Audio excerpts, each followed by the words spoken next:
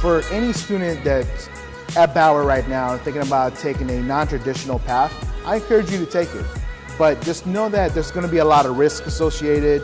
It's not going to be easy, and also you're going to be trying and failing a lot.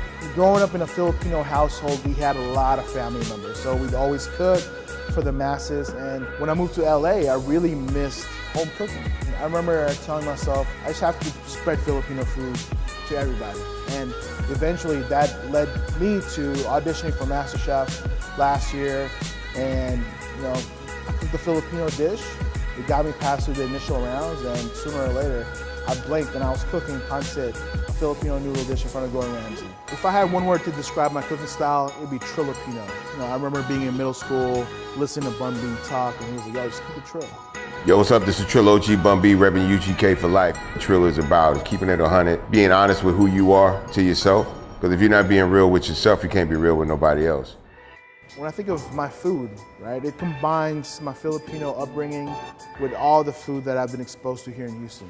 So my time at Bauer was amazing. I went to the University of Houston. I imagine myself working in downtown, wearing a suit, carrying a laptop bag, and maybe traveling for work. And it was business. But what I failed to realize when I was young was that there were so many different majors that you could choose from, whether it was accounting, finance, supply chain, marketing, management, and each of those facets of business was truly specialized. And I just happened to choose accounting. So I've used accounting for my first couple of jobs, the Tom's, Oracle.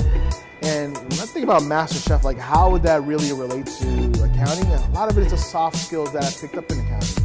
A lot of those everyday tasks that I did in accounting carried over surprisingly. I don't think that there was ever a book or class that taught me how to do that. It just happened organically. I think it's always important to keep your identity for whatever you do. And for me, particularly for my cooking and the way that I present myself, just because it's natural. I don't have to think about what I'm going to say when I talk about Filipino food or describe some of the unique ingredients that we may have. And whenever you're pursuing something in life, whether it's a job or just a passion project, you have to know what you're pursuing, but you also got to have fun. Last but not least, go Cougs.